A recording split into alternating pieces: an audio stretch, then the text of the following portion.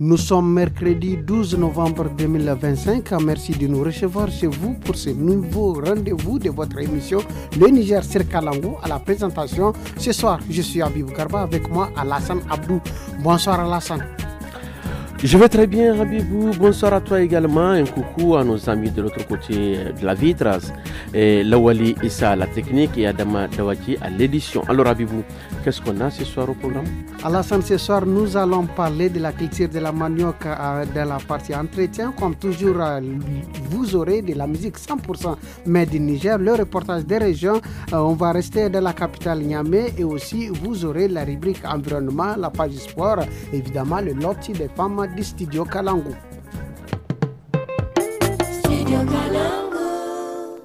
Auditeurs, auditrices des programmes du studio Kalangu, merci. Et nous allons débuter notre émission avec l'entretien du jour à Alassane. Ce soir, on va parler avec Ibrahim Bawa, promoteur de l'ONG Sahel Bio.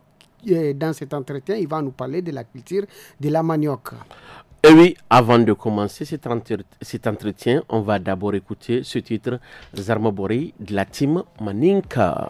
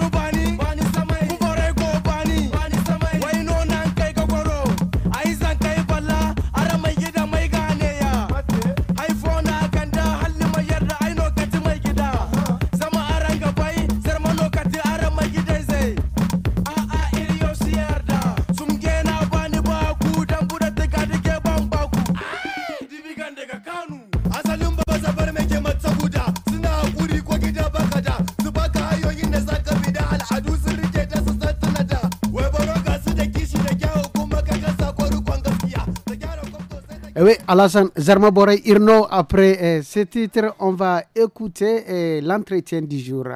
Le manioc est cultivé pour ses racines qui tibérisent au cours d'un cycle de 6 à plus de 36 mois selon les variétés et le milieu. Il est produit en majorité par des petites unités de production avec des faibles moyens techniques, surtout pour l'alimentation humaine. Le manioc étant en grande partie cultivé à l'échelle familiale, on estime cependant que c'est la 6e plante nourrissant l'humanité et la 3e sous les tropiques après le riz et le maïs. C'est pourquoi la promotion et la valorisation du manioc constituent une grande opportunité pour contribuer à l'atteinte des objectifs de la faim zéro d'ici 2030. Selon professeur Ibrahim Bawa, promoteur de l'ONG Sahel Bio et enseignant-chercheur à l'université Ndiko Dankulodo de Maradi, il est au micro de Mokhtar Hamadou. Professeur, il y a de cela quelques années, au Niger, au plus haut sommet de l'État, le chef de l'État, Issoufou Mahamadou, à son temps, avait lancé l'opération bouture de manioc. Dans l'armature des produits agricoles, c'est quoi le manioc? Le manioc, c'est une culture alimentaire très importante. Donc, ce sont des racines très riches, qui contiennent pas mal de nutriments. Et donc, vous avez tout ce qui est sucre, vous avez aussi des protéines, donc l'amidon, vous avez pas mal de minéraux, donc des sels minéraux. Et très riche, c'est un aliment concentré, vraiment, et qui est aussi adapté à nos zones. On peut facilement le cultiver dans des zones sableuses, souvent même sur des sols argileux. Donc c'est une plante qui est vraiment adaptée aussi à notre environnement. C'est une plante aussi sur le plan économique qui apporte parce que ça se vend bien, il y a un commerce important autour du manioc. Et sur le plan aussi alimentaire, nutritionnel, ça peut contribuer en tout cas à la récupération de malnutrie. Donc c'est une alimentation locale facilement disponible qui peut vraiment gérer le problème de malnutrition. Professeur, comment se fait la culture du manioc? Ok, donc la reproduction est végétative. Donc ce sont des boutures qu'on prend du manioc et donc des tiges de 15 cm maximum qu'on utilise maintenant pour aller planter. Donc ce sont des boutures qu'on met en champ. En général, c'est à pareille période, vers la fin de la saison pluvieuse. Et maintenant, donc, ça reprend et pendant toute la saison froide et toute la saison sèche, comme ils arrivent à mobiliser quand même l'eau du sol et on peut récolter en tout cas quand la production est à maturité. Donc la formation des racines, des tubercules est effective. Donc à ce moment-là, on peut procéder aux récoltes. Professeur, quelles sont les conditions qu'il faut réunir pour la production du manioc? La production du manioc, en général, les sols qu'on a ici dans la région de Maradi, dans la région de Zender, dans toutes les régions, on trouve des sols propices. En général, nous avons des terres dunaires et elles sont propices. Ces sols-là accumulent souvent de l'eau du sol et maintenant il suffit de prendre l'initiative et maintenant connaître les bons cycles et la bonne période de plantation, aussi avoir des boutures de variétés en tout cas bien adaptées. Mais il y a la mise en défense aussi parce qu'en saison sèche, le manioc est encore vert et il faut prendre maintenant des mesures de protection comme on est aussi un pays d'élevage. Quels sont les produits dérivés du manioc, professeur? Bon, pour le moment, je pense qu'on mange les tubercules, donc crus, souvent bouillis ou même grillés au niveau des villages. Donc en tout cas, c'est un menu qu'on retrouve un peu partout dans toutes les familles. Mais on pense qu'on peut aller beaucoup plus loin. Parce que vous avez vu, les Nigériens sont consommateurs par exemple de la farine de manioc, qu'on appelle gaïrogo, qui est une alimentation presque instantanée, qui convient à tous les âges et qui est riche. Et voilà, donc il faut qu'on pense, au lieu de garder les tubercules, de les consommer juste au moment de la récolte, si on peut les transformer et vraiment faire peut-être du tapioca aussi. Et ça va permettre vraiment de faire des réserves qu'on pourra utiliser en longueur d'année. Alassane, c'est pas fini, comme disait un artiste. On va encore souffler un peu en musique avant de revenir pour la deuxième partie de notre entretien du jour. Et oui, Abibou, on va écouter Moussa Poussi, le titre Arni.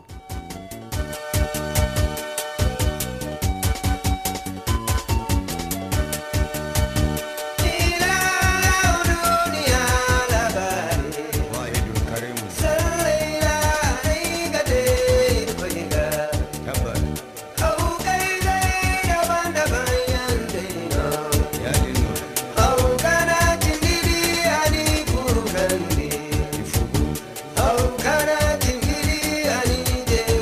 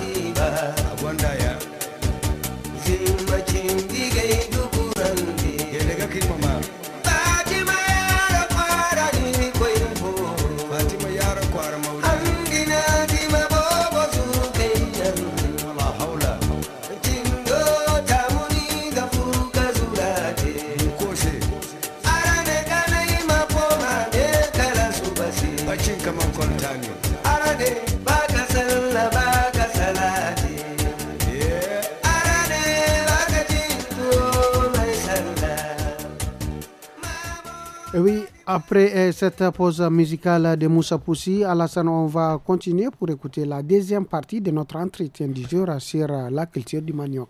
Dans la seconde partie de l'entretien de ce soir, professeur Ibrahim Bawa, promoteur de l'ONG Sahel Bio et enseignant-chercheur à l'université d'Ankulodo de Maradi, explique que le manioc peut être associé à d'autres cultures et s'accommode de terres médiocres.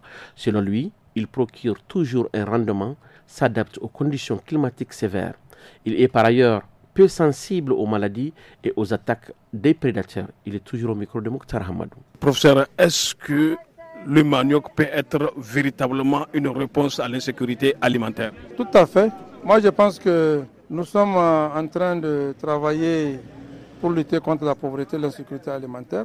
Donc la diversification des productions, c'est déjà un axe important. Qu'on travaille pendant la saison pluvieuse et aussi qu'on travaille pendant la saison sèche. Donc les feuilles de manioc sont même comestibles, la plupart des gens ne savent pas. Mais il faut diversifier la production. Diversifier et d'amener vraiment des plantes encore utiles et répartir même le temps de travail. En saison pluvieuse, on est sur les champs pluviaux, mil, sorgho, niébé, etc. Mais aussi en saison sèche, maintenant on peut commencer à faire le produit. Donc c'est vraiment un élément important. Et c'est une alimentation connue, appréciée en tout cas de tous les Sahéliens. Donc la mise en place des réseaux de production et vraiment de la farine par exemple de manioc ne souffrira vraiment d'aucun problème. Parce qu'actuellement nous sommes ravitaillés à partir des pays côtiers, du Nigeria, du Bénin, du Togo, la Côte d'Ivoire.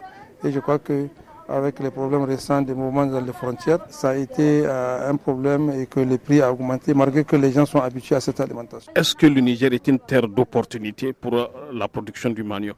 Tout à fait. Le Niger, on peut produire le manioc. Donc il faut relancer ce programme-là, il faut sensibiliser les gens et les amener à vraiment étendre la culture du manioc. Récemment, j'ai visité un champ de manioc et à l'intérieur, on a mis du nébé, par exemple. Donc il faut qu'on revoie et qu'on essaie de réaménager nos champs.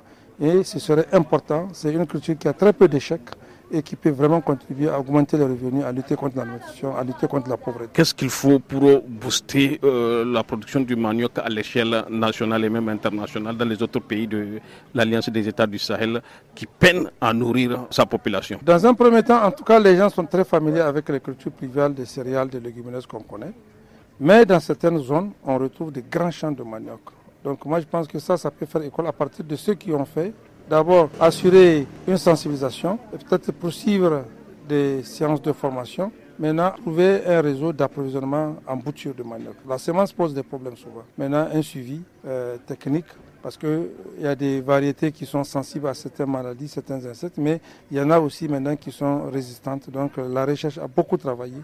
Et les résultats des pays côtiers, le Nigeria, le Bénin, la Côte d'Ivoire, on peut trouver toujours des variétés résistantes qui peuvent bien se développer dans nos conditions. Donc il faut lancer le programme et vraiment faire la grande sensibilisation pour permettre aux gens de quitter les champs pluviaux ou bien en plus de ces champs de culture pluviale, qu'ils puissent entreprendre des activités de production de manioc et en sorte à diversifier et augmenter le volume des productions. Professeur, comment se fait le choix des boutures? Bon, les boutures, c'est que quand le plant de manioc arrive à maturité, bon, c'est le branchage, c'est ça qu'on coupe.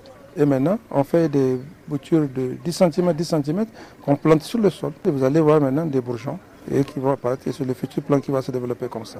Il faut investir dans l'approvisionnement en eau pour la production du manioc? Non, je ne pense pas qu'on irrigue. En tout cas, dans les zones où la production, c'est vraiment l'eau du sol qui est mobilisée par le système racinaire. Et je pense qu'à l'année. Donc, il profite maintenant déjà de la fin de la saison pluvieuse. Le sol est humide. En période froide, il y a encore une humidité résiduelle qui est là. Et quand la plante a développé ses racines, donc elle a acquiert une capacité qui lui permet encore de mobiliser l'eau du sol et ça peut donner vraiment une très bonne production. On peut le faire aussi en culture irriguée, donc ça arrive. Maintenant, vous avez là des gros trucs, vous avez un optimum de production là-bas. Vous avez des questions pour l'équipe de la rédaction de Studio Kalangu? La rédaction vous répond. Posez toutes vos questions sur le travail des journalistes de Kalangu. Sur une actualité diffusée sur Kalangu, n'hésitez pas à laisser vos questions en français, en Hausa, en Fulfulde, en Tamashek et en Zarma sur notre numéro WhatsApp qui est le 80 06 88 54. Studio Kalangu au rythme du Niger. Place maintenant à notre rubrique environnement de ce mercredi. En cette période, plusieurs localités du Niger font face aux feux de brousse. Certaines zones, notamment dans la région de Tawa, sont particulièrement exposées à ces risques. Habibou. Alassane, le commandant Abdou et Fred, chef du service de l'environnement de Beninkoni, nous parle ici des localités à risque et les causes de ces feux de bourse et comment les prévenir. Il est au micro d'Asman Moussa Arzika. Yawanci nan kwanne duka dai wutar dashi da dama amma fa riski ke akwai shi. Dan ita wutar dashi an hayinta wurin da ba a noma. Tunda kaga in ana noma ana samun hili wanda yake ko hanyoyi tana aika wuta. Amma cikin makiyayin ne wannan kuma shi ma wutar daji tana afkuwa ko kuma wuri mai su haka wanda an ka jama ba a noma ba kaga wannan ciyawa in ta fito ita ma tana iya zama illa wutar daji ko kuma yawanci duka kaga mutane sai wannan toyin da suke kama sai ka toye kara haka kama akwai matakan da ka dauka kama in za ka toye haka kamata yi ka bar hili wanda yake kuta kai tana tashi to ita dai wutar daji yanzu lokacin ta ne saboda yanzu kaga biyanto iskan gaba zai fara bugawa kuma ciyawa za ta bushe. Wutar dashi tana illa kwarai surtu can ga zone pastoral kama wajaje kama azau haka za ka ga tana kashe bisashe har mutane ma wutar daji in ta iske su tana musu illa abin da ke kawo wutar daji yawanci sai ka ga mutum ya sha ta baya yadda megu ya wuce kuma kaga in yadda wannan wutar tana iya tashi kuma in ta tashi ba a san illa da za ta yi ba ko kuma hakan ga makiyaya kamar in za su sabka ga wuri in ka sabka ga wuri ka share duka kewayenka saboda dole sai an yi amfani da wuta ko a yi shayi ko a yi abinci da sauransu kenan in ka sabka duka kamar uzalantur ka nome ka gyara kaga wuta ko wuta ta shi ba ta shiga cewa da yawanci duka abin da sai ka ga inda sun ka sabkan nan ba su share wurin nan ba sun yi wuta ba su kashe ta ba ka kenan iska na buga tana kada sosai tana iya tashi to a takaice dai galgadi ne za mu yi mutane wani duk abubuwan da za su kawo wuta su kiyaye su saboda wutar dashi tana illa kwarai tunda kaga duk inda wuta ta toye kaga sai an yi shekaru ka ya tashi duk wani amfani tuyewa shi wutar dashi akwai kaso kuma akwai tara ya danganta da inda ka yi kama in cikin dashi ne ka yi tara tana iya tashi daga jikka 50 har zuwa jikka 500 ka biya tara ko kai kaso gandu na kwarin dashi wanda aka killace shi ka gane zuwa har miliyan guda zuwa miliyan kama an tare doka wadda wutar dashi ana hukunta mutane sosai surtu in ganganci ne ka san ita doka diba ake a gani inda gangan ne ka yi ko kuma duk dai wadda ta kasance dai in ka yi wutar daji sai a hukunta ka. Me kuke shira ga al'umma domin su ci gaba da gargaɗi ga sauran al'umma idan sun shi wannan sako don ganin cewa an kiyaye ta musamman a wurare daban-daban. Nan kwanne da dama ga wutar daji mai bara mun samu matsala kasan kwanne fas da ba su duk kwanne ce to akwai wani tarki da annan wurin bara hawo wajen su bi aka samu wutar daji shi ma mutane ne ke kone wuri sun kone kuma wurin wutar sai ta tashi kuma in tashi tana da wayar samu cikin jawabin da ni na ce ma akwai abubuwan da ya kamata a kiyaye su. To wannan abubuwan in aka kiyaye su insha Allah ba za a samu wutar daji ko kuma an same ta ma za ta yi sauki. Da in ka share wurinka kaga ko ta tafi in ta kai ga wuri inda da kai hanya ko wurin da aka share kaga tsaya ta kai insha Allah. Après la rubrique environnement, chers auditeurs et auditrices, on va écouter à présent l'écho des régions où nous allons rester à Niamey. L'écho des régions d'aujourd'hui est consacré à l'archivage des données audiovisuelles par les médias au Niger. Le monde a célébré le 27 octobre dernier la journée mondiale du patrimoine audiovisuel. Le Niger s'est engagé dans une grande transformation, passer de l'analogique au numérique. C'est pourquoi la réglementation oblige les médias à archiver leur contenu audiovisuel. Comment s'est fait l'archivage au Niger? La réponse avec Habibou Garba dans ce reportage. Les archives audiovisuelles racontent l'histoire du Niger. Leur numérisation les protège et les rend accessibles. Le pays a engagé la transition de l'analogie vers le numérique. Une réglementation impose l'archivage aux radios et télévisions, précise Garba Ousmane, secrétaire général de l'Observatoire national de la communication. Il y a la loi portant audiovisuel du 27 avril 2018 qui, à son article 12, dit clairement que les éditeurs de services de radio ou de télévision conservent un enregistrement des émissions diffusées ainsi que des conducteurs de programmes correspondants pour une période de 3 mois à compter de leur diffusion. C'est une obligation de la loi. De nombreux médias sont à pied d'œuvre pour se conformer. À la voix d'Israël, la première radio diffusion du Niger, Madame Mustafa Foussein nous reçoit dans la salle des archives qui lui sert de bureau. Sur les étagères, des centaines de cassettes audio, des sons d'une autre époque sur des bandes magnétiques fragiles. Ici, à la Voix du Sahel, on est en train de numériser les archives sonores parce que la numérisation est à l'heure actuelle l'outil le plus facile à examiner. C'est pour cela qu'on marche avec l'évolution de la technologie. Aujourd'hui, on a presque fini tous les bandes parce qu'avant, on travaillait avec les bandes. La préservation du patrimoine audiovisuel est nécessaire, mais demeure un défi. Tidjani Amadou, responsable technique de la première télévision privée du Niger, détaille sa méthode d'archivage. Nous archivons sur des disques durs externes. Au besoin, nous faisons des copies et on les rediffuse sur la chaîne. J'ai commencé à archiver en 2012. Archiver nous aide à avoir les images ou parfois toutes les émissions pour rediffuser. Ailleurs, l'archivage est une routine depuis 10 ans, indique Ali Issoufou, responsable technique du studio Kalangu. Les données sont archivées sur un serveur physique local qui sert non seulement au stockage, mais aussi à la sécurisation et au partage des données selon les permissions d'accès attribuées aux utilisateurs. Cela est soutenu par une politique de gestion IT interne tout en respectant les normes techniques internationales. Moussa Kambay Garba, secrétaire général de l'ESCOM, École supérieure des sciences de la communication et des médias, souligne l'importance de ces normes. C'est bien bon aujourd'hui de désigner des rues Intel. Mais qu'est-ce que Jibobakari a fait? Est-ce qu'on retrouve ces documents écrits et numérisés pour que ces jeunes puissent comprendre qui il est? Ici, à l'ESCOM, nous formons des archivistes, nous formons des documentalistes. Et dans ce sens, nous avons une salle qui est actuellement terminée. Il reste l'équipement pour récupérer tout ce que nous avons comme documents en numérique. Parce que c'est l'histoire de l'école. La transition numérique ouvre une ère où la mémoire du Niger se sauvegarde en pixels et non plus sur des bandes magnétiques.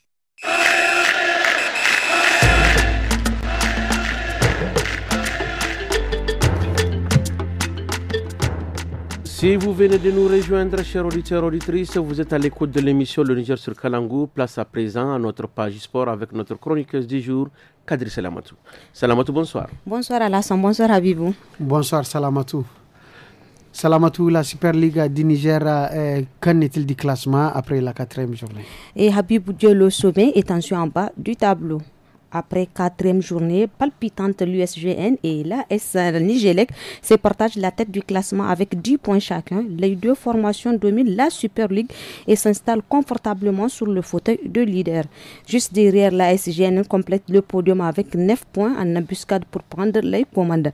AS Fan AS UNUM Liberté FC reste bien placé et pourrait bouleverser la hiérarchie dès la prochaine journée. En bas du tableau, la lutte pour le maintien s'intensifie. Olympique FC et JST d'Ottawa en difficulté devront réagir rapidement pour sortir de la zone rouge.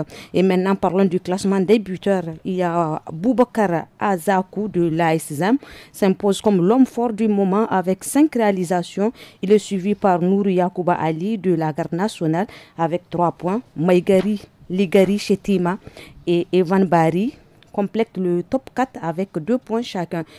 Le suspense reste en entier. Quelle équipe prendra l'avantage de la 5e journée? Réponse très bientôt sur les pelouses nigériennes. Alors, Salamatou, restons toujours en football. La Coupe du Monde U17 Qatar 2025, l'Afrique brille sur la scène mondiale.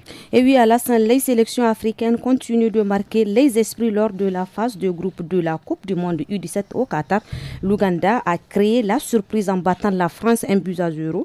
Une victoire historique pour les jeunes crânes. Le Burkina Faso a confirmé sa solidité en s'imposant face au Tadjikistan 2-0, tandis que le Mali a démontré sa maîtrise en dominant l'Arabie Saoudite sur le même score.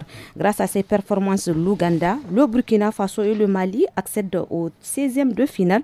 Au total, 9 des 10 nations africaines engagées poursuivent l'aventure, à l'exception de la Côte d'Ivoire éliminée. La Zambie, quant à elle, continue son parcours. Et maintenant, la Côte d'Ivoire, une sortie prématurée pour les éléphantos affronter la Corée du Sud lors de la 3e et dernière journée de la phase des groupes dans un match équilibré. La Côte d'Ivoire s'est inclinée 3-1.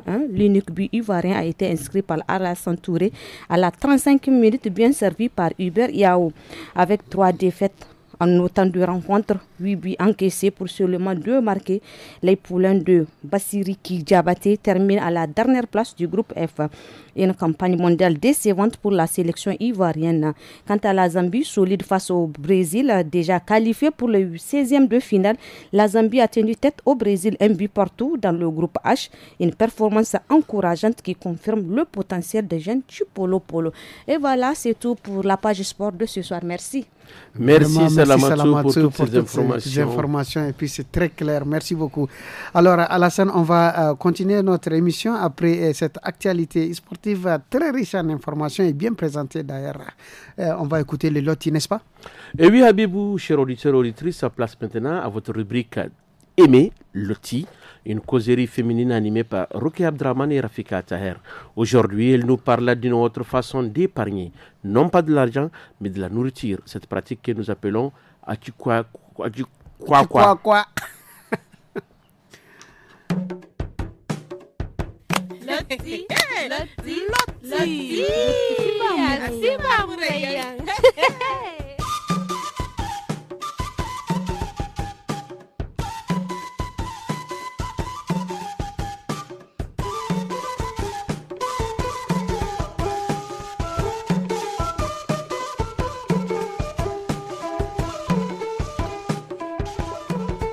Choro, Lotti. Ai goga hangan ni sai zam Lotti si ba murayen.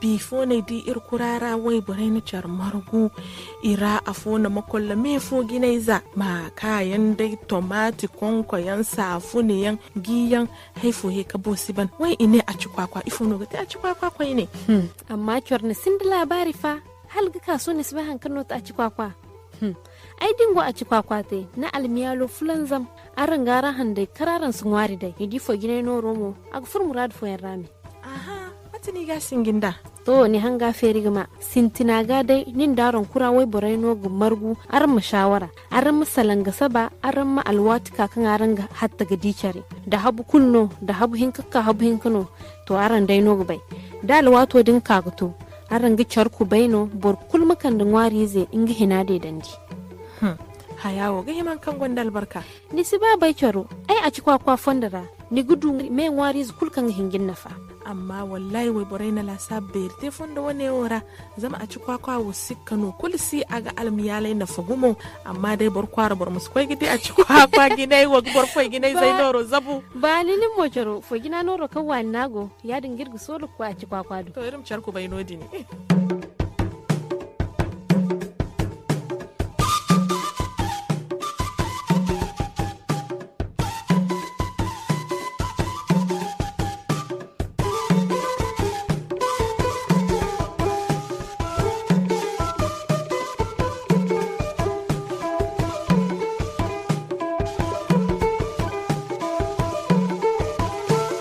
Et oui, Habibou, nous allons accompagner ces grandes dames de la rédaction avec le morceau de Sani Aboussa Baywa. Sani Aboussa, c'est l'un des grands chanteurs quand même de la région de Zender, Damagaram. Ouais.